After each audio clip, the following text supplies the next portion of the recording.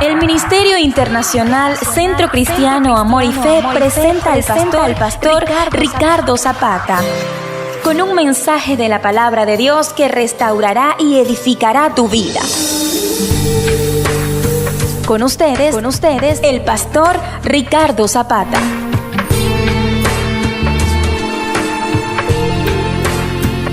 Quiero hablarles del tema de la amargura a la dulzura. En el mundo de la gastronomía encontramos 5 sabores que son el umami, que se encuentra en el queso parmesano, jamón curado, carne vieja, tomate maduro. Pero también conseguimos el ácido, que se encuentra en el limón, en la naranja, en la piña, en la mora. Está también el sabor salado, que se encuentra en la aceituna, en la mostaza, en las anchoas, en las alcaparras. Pero también está el dulce, que está en el azúcar, en los caramelos, en las tortas, en los postres. Y por último está el sabor amargo, que se encuentra contenido en las acelgas, en el café, en el cacao puro. Hoy estamos hablando de estos 5 sabores básicos y quiero hacer una analogía con nuestras vidas. En nuestro peregrinaje también está lleno de sabores. A veces la vida y las circunstancias son dulces y placenteras y a veces son muy tristes y amargas. En el libro de Ruth encontramos una historia, la historia de la familia de Elimelech y Noemí, habitantes de la ciudad de Belén. Belén se encontraba en Israel y su nombre significa casa del pan. Pudiéramos especular por qué se llamaba de esta manera. Pudiéramos inferir que probablemente fue bautizada con este nombre por la abundancia que había en estas tierras. Es probable que sus terrenos eran fértiles, productivos. Quizás se destacaba por la abundancia de alimento que había en aquella ciudad llamada la casa del pan. ¿Qué les parece? Belén se parece mucho a Venezuela. Y déjeme refrescarle un poco lo que éramos años atrás. Nosotros, conocidos como uno de los países más ricos de Latinoamérica y del mundo entero. Un país donde había tanta abundancia que nuestros perritos no comían perrarina, sino de las sobras de nuestra mesa. Y estaban gordos y robustos. Así de abundante vivíamos nosotros. Había tanta abundancia que nos dábamos el tupé de no comer comidas recalentadas. No guardábamos la comida. Éramos, usted sabe, un poco vanidosos en nuestro trato con la alimentación. Pudiéramos hasta rechazar algún platillo porque no nos gusta. Pero hoy en día las cosas han cambiado. Hoy en día la historia es distinta. Hoy comemos lo que antes no comíamos. Hoy no somos tan exigentes. Hoy en día valoramos lo que está en la mesa. Tanto así que ni siquiera dejamos un granito de arroz. Los perros de nuestras casas ahora pasan trabajo. Algunos de ellos tenemos que ingeniarnos para alimentarlos, para asistirlos. Pero ya no es la misma abundancia de antes. Hemos aprendido algunas cosas. Hemos aprendido a valorar lo hecho en Venezuela. Pero antes creíamos que lo que se hacía en otros países era mejor. Pero eso nos ha enseñado a valorar lo nuestro. Venezuela se parecía a Belén, la casa del pan. Éramos un país tan rico y lo somos todavía. Ahora el que está afuera dice: algún día volveré nuevamente a mi nación. Los que están afuera dicen: nada, como nuestro país, nada como Venezuela. Realmente Venezuela es una tierra bendita. Por algo Dios depositó tanto en esta tierra. Con planes, Dios lo ha hecho. No es algo improvisado, es que Dios así lo ha querido. Y ahora estamos aprendiendo. Pero escuche bien, Belén, la casa del pan, aquel lugar donde probablemente había mucha abundancia, donde no había escasez, donde los anaqueles estaban llenos. Aquella tierra tan hermosa, un día fue visitada por la crisis. Y escuche, crisis alimentaria, crisis económica. Lo primero que tenemos que aprender es que las crisis son cíclicas. Y las crisis pueden tocar al país más prominente, rico. La crisis puede tocar a cualquier nación. Y la crisis llegó a Belén. Pero déjenme enseñarles. Elimelec y su esposa Noemí determinaron irse de aquellas tierras cuando la crisis llegó. Y este acontecimiento se parece mucho a lo que ha ocurrido aquí en Venezuela. Cuando la crisis llegó, entonces también con ella trajo la migración. Cuando la crisis llegó, entonces Elimelec, Noemí y sus hijos Malón y Kelión dijeron: nos vamos de esta tierra. Déjeme decirle, según las estadísticas, de 10 venezolanos que están en el exterior, 8 están mal. Yo tengo que concientizarlos a ustedes. Y concientizarlos de tal manera que si usted va a ir a otra nación a pasar hambre, necesidad, a dormir en la calle, a vivir perseguido, a vivir maltratado, humillado, ¿para qué va a ir a otra nación? Quédese en su país, porque si de algo debemos estar seguros, que esta prueba tiene un punto final. Y escuche, cuando Elimelec y su esposa quisieron irse de aquellas tierras, por supuesto que seleccionaron la mejor tierra, la mejor nación, un lugar que le brindara los recursos económicos para que ellos pudieran progresar. ¿Y saben hacia dónde planificaron su salida?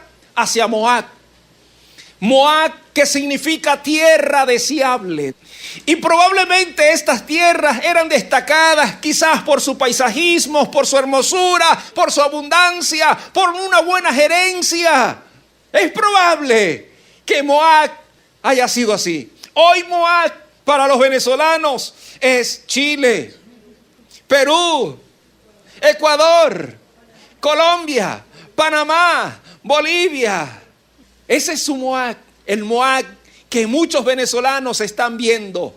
Y decía al principio que Moab significa tierra deseable. Es la tierra donde muchos anhelan estar, donde quieren estacionarse y quieren hacer nuevamente vida. Pero escuche bien lo que le voy a enseñar hoy. Mientras esta familia hacía vida en otras tierras, Dios tuvo que someter en un proceso a esta familia. Esta no era cualquier familia. Era una familia que había sido seleccionada por Dios desde la eternidad. Y usted me dirá: pastor, usted está exagerando. No, se lo voy a decir por qué. Porque resulta que Dios había apartado esta familia porque tenía un plan y un proyecto profético con ellos. Y cuando digo profético, era porque en el futuro iba a suceder algo que iba a marcar la historia incluso de toda la humanidad. ¿Por qué? Usted me dirá. Porque resulta que Dios, a través de esta familia, iba a traer al Salvador del mundo, a Jesucristo. Por eso Dios tenía planes. Y Dios necesitaba procesar a Elimelec y a Noemí. Tenía que enseñarles algunas cosas. Y lo que él tenía para ellos no podía desarrollarse en otras tierras, se tenía que desarrollar en Israel.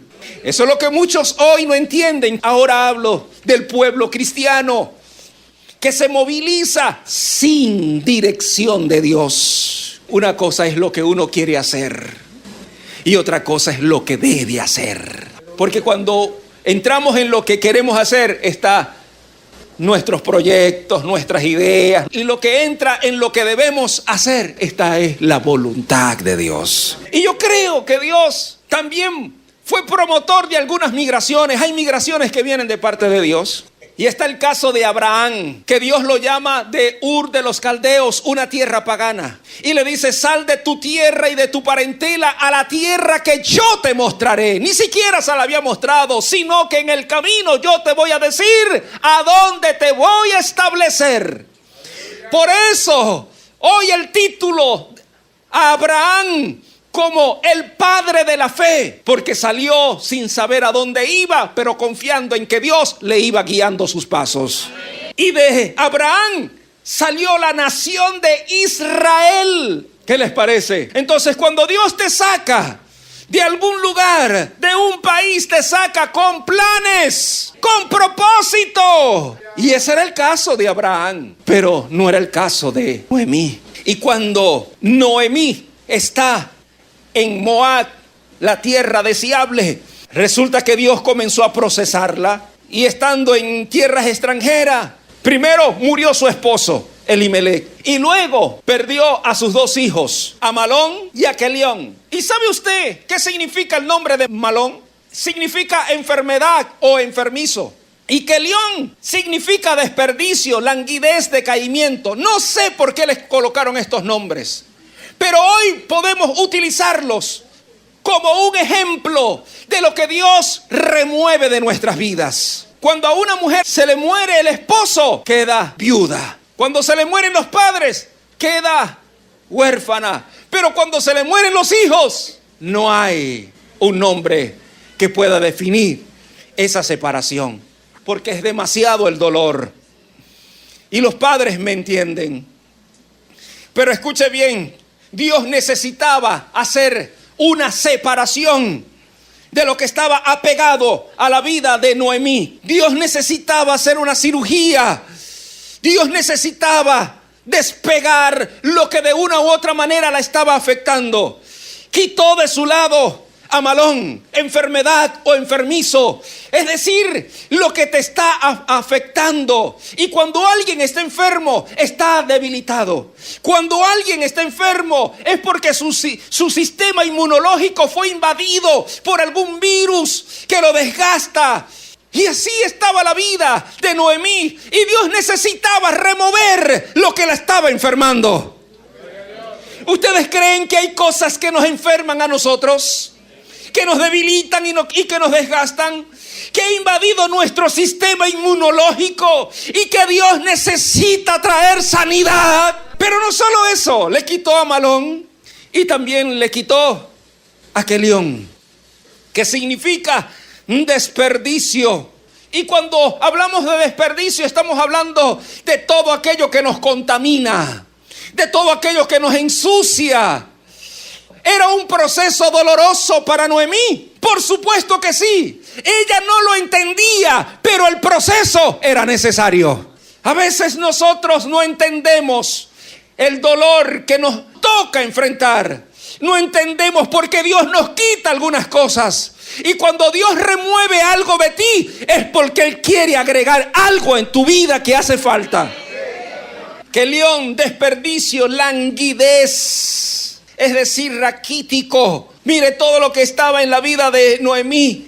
Decaimiento. Cuando alguien está decaído es porque está desmotivado, desanimado, no tiene fuerza, no quiere seguir. Pero eso Dios lo tenía que remover de la vida de Noemí. Llegó también la crisis a Moab, porque así como las crisis toca a una nación, puede tocar a otra, a la tierra deseable. Y después que Noemí había perdido a sus seres más cercanos y más queridos, se enteró, dice la Biblia, se enteró Noemí que Dios estaba visitando a Belén y que había llegado la abundancia nuevamente. Y entonces Noemí dijo, me vuelvo para mi tierra. Y se le pegaron las dos nueras, Ruth y Orfa. Y entonces Noemí le dice a sus nueras, mire, váyanse, porque ya yo no tengo hijos. Vayan a hacer vida en otro lado, junto a sus seres queridos. Pero, ¿sabe quién se separó de ella? La que se separó fue Orfa. ¿Y usted sabe qué significa Orfa? Cabeza dura. Lo que Dios estaba removiendo de Noemí. ¿Cuántas veces nosotros somos igual que Noemí? Cabeza dura. Si Dios no te ha dicho nada, no te muevas. Si Dios no te ha hablado, no te muevas. Dios necesitaba remover de la vida de Noemí a Orfa. Cabeza dura. Escuche los buenos consejos. Y lo que les estoy transmitiendo es para que usted, hermano, reciba la dirección correcta. Eso era lo que estaba viviendo Noemí.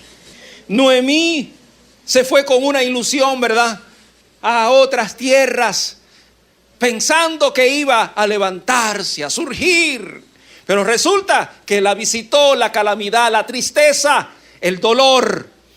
Y regresa a su tierra. ¿Sabe? Se quedó con ella, se va a Orfa.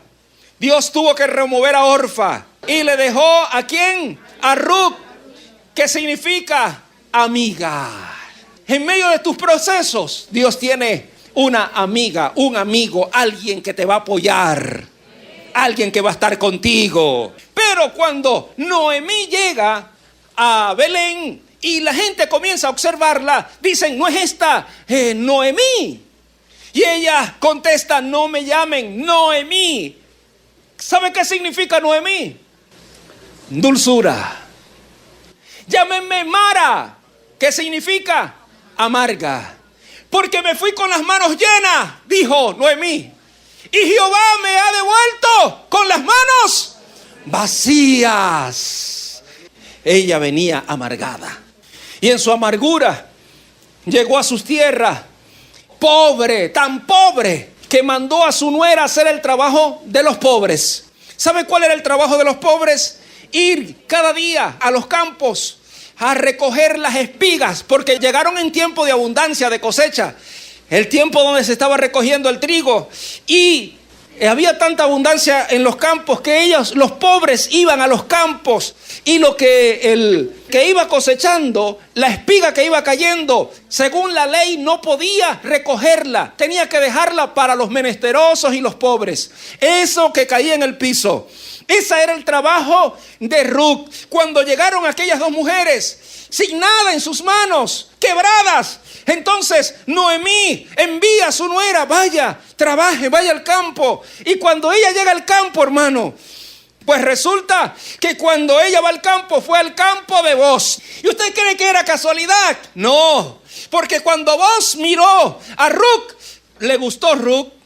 Y entonces, cuando Boz vio que Ruth estaba en sus tierras, en su parcela, le dijo a sus criados, dejen caer bastante espiga para que vuelva mañana. Cuando Ruth llegó a la casa de su nuera y vio que había traído bastante alimento, aquella mujer, una mujer inteligente, sabia y con mucha experiencia, sagaz, se dio cuenta de que algo estaba pasando, porque tanta espiga.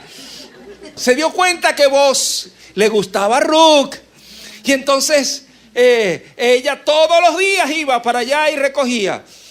Pero aquella mujer le dio un consejo a Ruth: se aproxima una fiesta. Cuando vayas a aquella fiesta, cuando vos se alegre su corazón a causa del vino, vas y te recuestas al ladito de él. Y cuando se dio aquella fiesta, dice que Ruth fue y se le recostó a los pies a Boz. Y cuando Boz se despierta y que ve a aquella mujer allí, que de una u otra manera lo está invitando, aquel era un hombre de Dios. Boz era un hombre de Dios. Boz no se quiso aprovechar de la necesidad de Ruth. Lo cierto es que aquel hombre se sintió halagado. Oye, que una muchacha se fijara en él. Y resulta que le dice: yo no te puedo recibir como esposo, porque en Israel había una ley, la ley del levirato. Y la ley del levirato consistía en que si esa mujer que se le moría el esposo no dejaba una descendencia, un hijo, entonces el familiar más cercano se casaba con ella. Vos era familia de Noemí, pero no era el familiar más cercano. Entonces él no podía tomarla como esposa. Entonces él le dice: mira, yo voy a ir a hablar con fulano de tal. Si él no quiere recibirte como esposa, entonces yo te tomo a ti como esposa. Y el hombre estaba interesado, porque el día siguiente en la mañanita fue y aclaró el asunto con el hombre. Y entonces le dice al hombre: mira, tú la vas a tomar como esposa. Y entonces el hombre le dice: no, tranquilo, yo no la voy a tomar como esposa, así que puedes tomarla tú. Después de aquel trato, entonces a Ruth le llegó su voz. Escuche bien, en medio de la crisis, Dios trajo un voz a la vida de Ruth. Y Ruth, que había hecho un pacto con su suegra, pues por supuesto que iba a quedar beneficiada. Voz significa alegría, complacencia, fuerza, agilidad y firmeza. Significa estabilidad. Voz significa estabilidad. Y escuche bien, estas mujeres llegaron quebradas al pueblo, con las manos vacías, una adelante y otra atrás. Pero resulta que Ruth enamoró al empresario del pueblo, al hombre que tenía recursos. Y ahora este hombre estaba llegando a la vida de ellas. Eso representaba estabilidad económica para aquellas mujeres. Es decir, que si ellas se fueron por inestabilidad económica, ahora iban a tener abundancia, porque el empresario del pueblo había llegado a sus vidas, un hombre temeroso de Dios y también con abundancia. Ya no llegaría nunca más la miseria, la escasez, la necesidad a aquella familia, porque vos había llegado. Hoy vengo a decirte que Venezuela no va a estar así siempre. Hoy vengo a decirte que aunque hoy estamos pasando por momentos duros, también vendrá un tiempo de abundancias como nunca antes en esta tierra. No vengo a emocionarte, vengo a llenar tu corazón de fe. Vengo a recordarte lo que Dios ha dicho sobre Venezuela. Y lo que Dios ha dicho sobre esta nación es que tiene planes de bienestar, de prosperidad, de progreso. Primero en el aspecto espiritual y segundo en el área material, económica. Aquí mismo el Señor nos habló y nos dijo que venía un tiempo de tanta abundancia que usted iba a tener para llenar sus carritos de alimento. Tendrá para ahorrar, tendrá para comprar casa, carro, tendrá, hermano, volverá el poder adquisitivo a nuestros bolsillos. Aquí en este lugar Dios nos ha dicho eso muchas veces. Así como Noemí volvió a Belén, así veremos regresar a millones y millones de venezolanos que llegarán a nuestra tierra nuevamente a levantar este país. Porque lo bueno de esto es que el venezolano que está afuera valora ahora más a Venezuela, ama más a su país, es más nacionalista que nunca. Hermanos, aquí hay que creer. Por eso le digo, la fe se manifiesta es en la escasez, en la necesidad, en medio de tantas precariedades. Ahí es donde se va a presentar la fe. Hoy vengo a decirte que lo que Dios va a hacer aquí será tan milagroso y tan extraordinario. Hoy vengo a decirle que Dios tiene planes para esta nación. Vengo a decirles que Dios tiene un proyecto para Venezuela. Y lo que Dios ha pensado sobre Venezuela es bien y no mal. Dios va a levantar esta nación. Viene un tiempo donde el sufrimiento por lo que hoy nos agobia cesará. cesará. Viene un tiempo de abundancia sobre esta tierra. No la trae un sistema político. Entiéndalo bien. Porque cuando Dios visitó, dice la historia, Dios visitó a Belén, dice que regresó la abundancia. Eso quiere decir que nuestra abundancia no depende de un sistema de distribución de alimentos. Depende de la mano de Dios.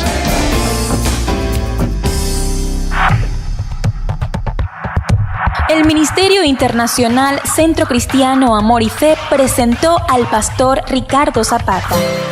Si este mensaje fue de bendición para tu vida y deseas contactarnos, hazlo a través del Twitter, @Pastor Ricardo Zapata 07. Instagram, @PastorRicardo901 y Facebook, Ricardo Zapata Pastor. Que Dios te bendiga. Que Dios te bendiga.